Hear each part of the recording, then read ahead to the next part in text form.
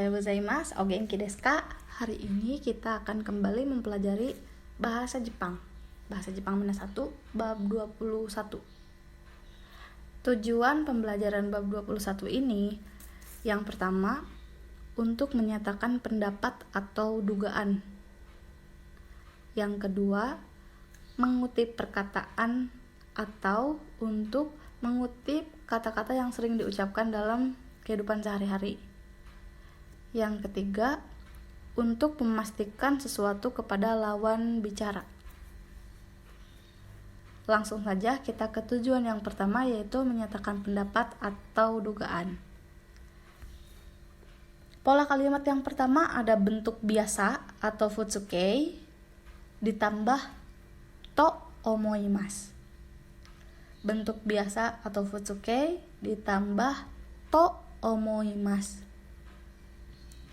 Bentuk futsukei ini baru saja kemarin dipelajari di bab 20 dan diharapkan Minasang udah benar-benar bisa ya bentuk perubahannya, atau kalaupun belum bisa sambil ditelaah lagi di pelajaran yang sedang dipelajari sekarang gitu.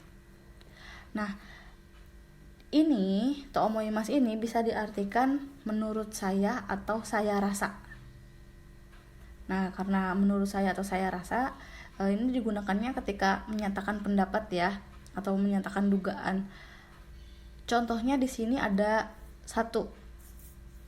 Asta ame ga furu to omoimasu. Asta ame ga furu to omoimasu, yang artinya saya rasa besok akan turun hujan. Itu dugaan ya.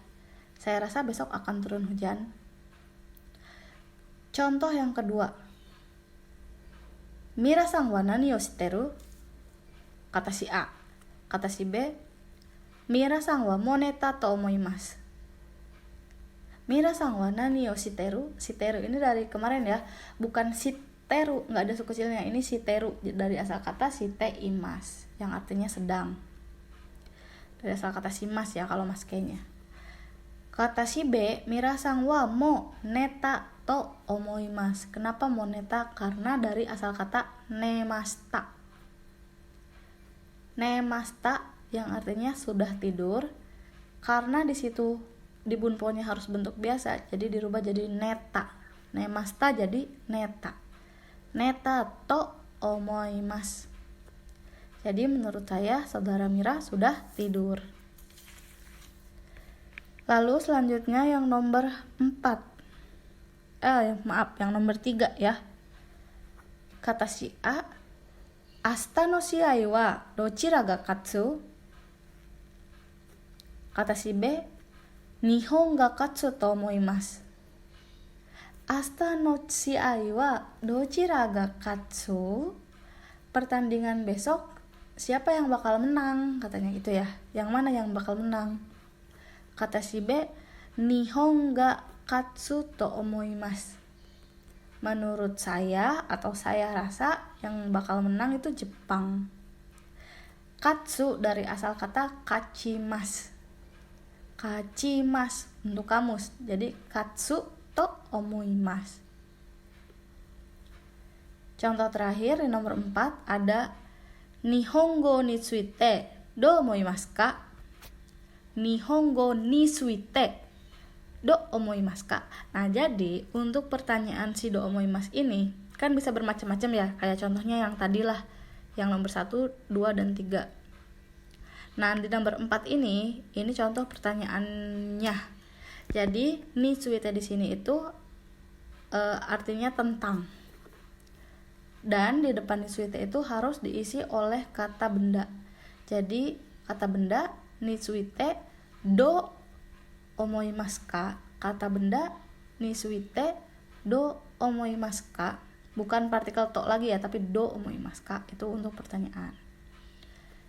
Jadi kalau Nihon ni tsuite do omoimasu ka artinya menurut kamu bagaimana tentang pelajaran bahasa Jepang? Kata si B, Nihongo wa muzukashi to omoimasu. Bahasa Jepang itu menurut saya sangat sulit katanya. Nah, jadi kalau di pertanyaannya itu pakainya do omoimasu ka, Kalau di jawabannya baru pakai to omoimasu. Dan sebelum to omoimasu itu harus bentuk futsuke. Kan muzukashi kata sifat i ya. Kata sifat i bentuk futsukenya desnya hanya dihilangkan. Jadi muzukashi to omoimasu. Oke. Itu bunpo nomor 1. Sekarang kita masuk ke bunpo nomor 2. Di bunpo nomor 2 ini ada ucapan. Maksudnya ini kalimat yang sudah diutarakan ya, kalimat yang sudah diucapkan oleh seseorang atau kalimat yang sering kita gunakan dalam kehidupan sehari-hari, misalkan ketika akan makan, ketika akan pergi keluar, ketika datang gitu, ketika akan tidur gitu ya. Jadi ucapan pakainya bentuk futsukai lagi atau bentuk biasa. Ditambah to iimasu. Jadi ucapan pakai bentuk biasa ditambah to iimasu. Artinya katanya atau berkata. Ini fungsinya ya untuk mengutip kalimat atau untuk membicarakan lagi kalimat yang telah dibicarakan oleh orang lain ya. Contohnya di sini ada taberu mae ni itadakimasu to iimasu. Kalau orang Indonesia mungkin taberu mae ni bismillah to iimasu gitu ya. Atau beda-beda sih emang. Nah, ini artinya sebelum makan berkata itadakimasu atau selamat makan ya. Itu dalam bahasa Jepang itu ya. Contoh nomor 2. Ini yang laki-laki ini namanya Mira ya. Anggap aja ini Mira, si gambar ini Mira. Mira ngomong, kaigi wa taiheng desu, katanya. Itu Mira langsung yang ngomong ya. Nah, terus si A nanya ke si B, bukan ke si Mira, ke si B nanyanya. Kata si A, Mira-san wa nan to iimasu ka? Kata si B ngejawab, Mira-san wa kaigi wa taiheng da to imasta. Jadi kata si A tuh, Mira ngomong apaan sih katanya. Terus kata si B, kata Mira rapatnya susah atau menyusahkan, menyulitkan gitu ya. Nah, jadi kalau misalnya kita nyebutin yang ngomongnya itu siapa, dia menggunakan partikel wa. Jadi yang ditempelin partikel wa itu adalah orang yang ngomongnya. Misalkan Mira sangwa kaigi wa taiheng da to imasta. Berarti kalau Mira sangwa yang ngomong itu Mira. Gitu ya. Nah, terus di belakangnya kenapa imasta? Karena udah diomongin sama Mira. Gitu ya. Nah, terus kalau kaigi wa taiheng da itu kan dari taiheng des ya. Meskipun Mira ngomongnya udah lewat, udah tadi. Nah, kalau kita ngutip ulang, kita itu nggak perlu ngerubahnya ke bentuk lampau. Jadi kita hanya mengubah ke bentuk futsukenya saja sesuai apa yang telah diucapkan oleh Mira di awal. Seperti itu ya.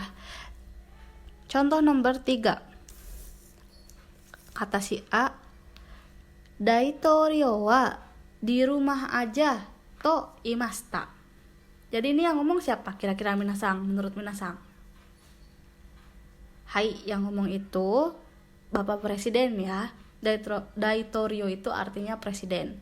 Jadi presiden berkata di rumah aja gitu. Daitorio wa di rumah aja to imasta. Oke, minasang. Itu tadi contoh to imas. To imas sama kayak to omoimas ya. Harus dirubah ke bentuk futsuke dulu sebelum to imas atau to omoimasnya. Lalu di bunpo yang terakhir itu ada desho. Desho ini bisa diartikan kan gitu ya. Desho ini bisa diartikan kan. Di sini desho-nya berfungsi untuk memastikan sesuatu kepada lawan bicara. Tapi lawan bicaranya harus yang udah tahu juga kondisi yang sedang kita pastikan itu ya. Nah, pola kalimat ini bisa dipakai oleh kata kerja, kata sifat i, kata sifatna dan juga kata benda. Tapi dengan catatan menggunakan bentuk futsuke atau bentuk biasa. Jadi kalau kata kerja ditambah bentuk futsuke ditambah desho. Kata sifat i ditambah bentuk biasa yang desnya hilang semua ya, ditambah desho. Kata sifatna sama kata benda ke bentuk biasa juga, cuman da-nya itu nggak usah dibawa, nggak usah diikutin. Jadi kata sifatna sama kata benda nggak usah pakai da atau da-nya dicoret ya, ditambah desho. Oke. Hai, contohnya di sini nomor 1 ada shigoto wa taiheng desho. Artinya kerjanya susah kan, katanya gitu. Kata si A. Kata si B, iye amari taiheng jarimasen. Enggak terlalu sulit kok, kata si B.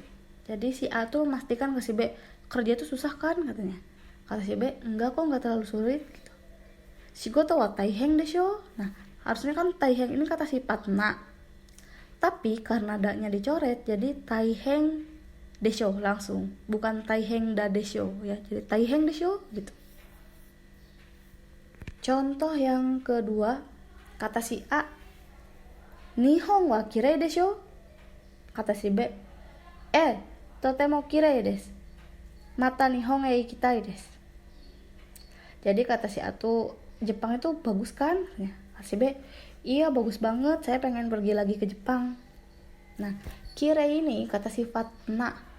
Harusnya bentuk futsukenya kirei da. Tapi da-nya dihilangin jadi kirei desho. Gitu ya. Dan ini nih, Nihon mata Nihon e ikitai ini masih ingat kan? Ikitai berarti ingin pergi. Masnya dihilangin bentuk tai ya, jadi ingin pergi. Lalu contoh nomor 3 yang A ngomong sore wa Nihon no chizu desho. Kata si A. Si B ngejawab, so desho. Tuh. Jadi katanya itu peta Jepang kan? Iya benar. Jadi ketika kalian menanyakan sesuatu atau memastikan sesuatu hal kepada lawan bicara, pastikan lawan bicaranya sudah tahu apa hal yang sedang kalian tanyakan itu ya, atau mengerti hal yang sedang kalian tanyakan. Oke minasang, cukup sekian pembelajaran hari ini. Semoga bermanfaat dan bisa diterima oleh kalian. Semangat terus belajarnya dimanapun dan kapanpun itu.